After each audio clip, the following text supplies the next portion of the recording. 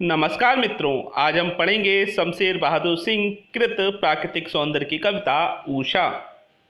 यह है आपका channel CBSE Hindi with Mathura Das. आज हम पढ़ रहे हैं आरो भाग 2, जो कि कक्षा 12 की आधार पाठ्य पुस्तक है। उसके काव्यखंड का छठा पाठ शमशेर बहादुर सिंह कृत उषा। देखते हैं लेखक का परिचय। शमशेर बहादुर सिंह का जन्म सन 1911 में तात्कालिक उत्तर प्रदेश, अब उत्तराखंड के देहरादून में हुआ।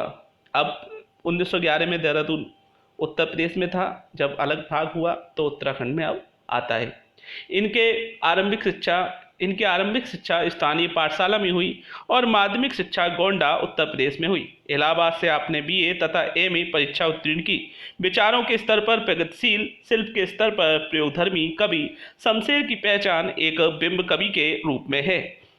कथा और शिल्प दोनों ही स्तरों पर उनकी कविता का मिजाज अलग है। उर्दू शायरी के प्रभाव से आपने संज्ञा और विशेषण से अधिक बल सर्वनाम, क्रिया और मुहावरों को दिया है। इनके कुछ अच्छे शेर भी प्रसिद्ध हैं। इनकी कविता पाठकों को न केवल पढ़े जाने के लिए आमंत्रित करती है, बल्कि सुनने और देखने को भी।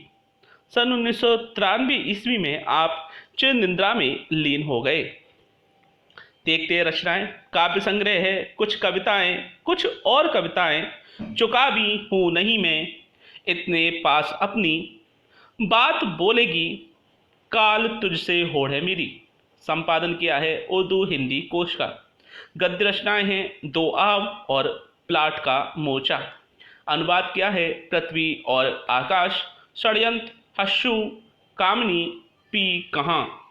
सम्मान व पुरस्कार इनको जो मिले: साहित्य अकादमी पुरस्कार चुका भी हूँ नहीं में के लिए 1977 में, मैथिली शरण गुप्त पुरस्कार मध्य प्रदेश सरकार द्वारा 1987 में और कवि सम्मान मध्य प्रदेश सरकार द्वारा 1989 ईस्वी में।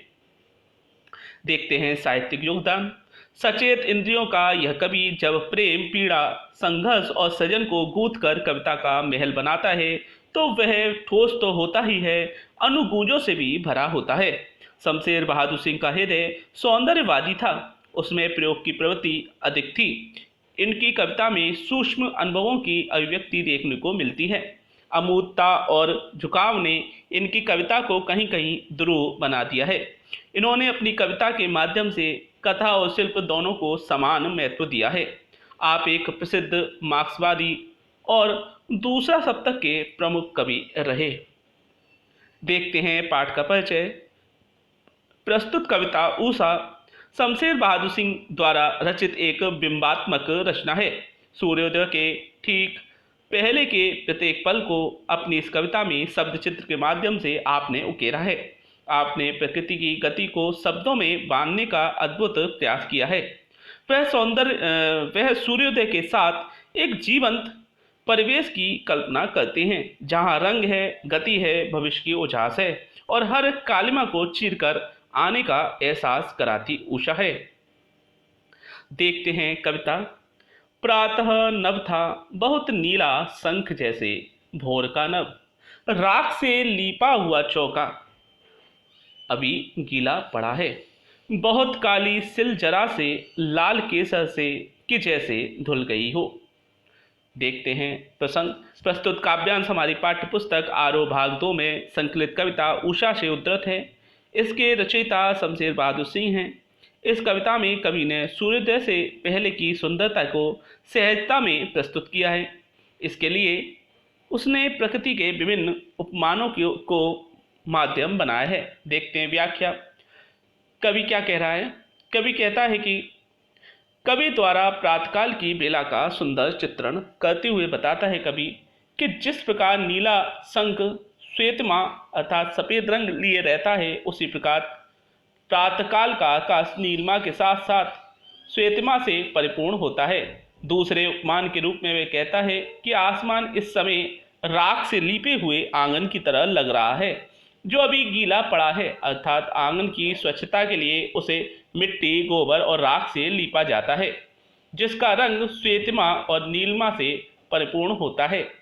ऐसा ही प्रातःकाल का आसमान दिख रहा है।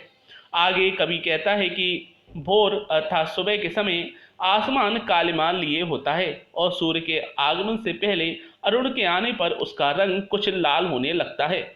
इन दोनों का मिश्रण काले पत्थर पर लाल केसर के रंग जैसा प्रतीत होता है, जैसे किसी ने काले रंग के पत्थर पर या सिल पर लाल केसर पीसकर उसे फिर धो दिया हो। ऐसे ही प्रातःकाल का चित्रण कवि ने किया है। आगे है, स्लेट पर या लाल खड़िया चौक मलती हो किसी ने, नील जल में या किसी की गौर झिलमिल दे जैसे हिल रही हो, और जादू टूटता है इस ऊषा का अब सूर्योदय हो रहा है। व्याख्या देखते हैं। कवि दूसरा उदाहरण देते हुए कहता है कि प्रातःकाल का आसमान ऐसा प्रतीत होता है जैसे पत्थर की काली स्लेट पर किसी ने लाल खड़िया मिट्टी से बनी लाल रंग की चौक, जो लिखने की चौक होती है जो कि लाल रंग से रंगी हुई है, को रगड़ दिया हो, जिससे उसका रंग लाल हो गया है। एक अन्य उपमा के माध्यम से वह प्रातः उषा काल की सुंदरता का वर्णन करते हुए कहता है कि प्रातःकाल का आसमान वैसा ही लगता है जैसे नीले पानी में से किसी गोरे रंग की स्त्री की काया रुक रुक कर चमकते हुए हिलती डुलती सी दिखाई दे रही हो, अर्थात जिस प्रकार नीले पानी में किसी का झिलमिलाता हुआ गौर वर्ण गोरा शरीर दिखाई देता है, उसी प्रकार प्रातःकाल का आसमान भी दिखाई दे रहा है। इस प्रकार संपूर्ण प्रकृति पर उषा काल का जादू छाया हुआ है, किंतु सूर्योदय के होने के साथ ही यह जादू टूट जाता है, क्योंकि नीलिमा लिया हुआ आकाश सूर्य के निकलने के साथ पूर्ण रूप से प्रकाशमान हो गया है। देखते हैं क्या था इस कविता में विशेष। सहज व सरल खड़ी बोली हिंदी है।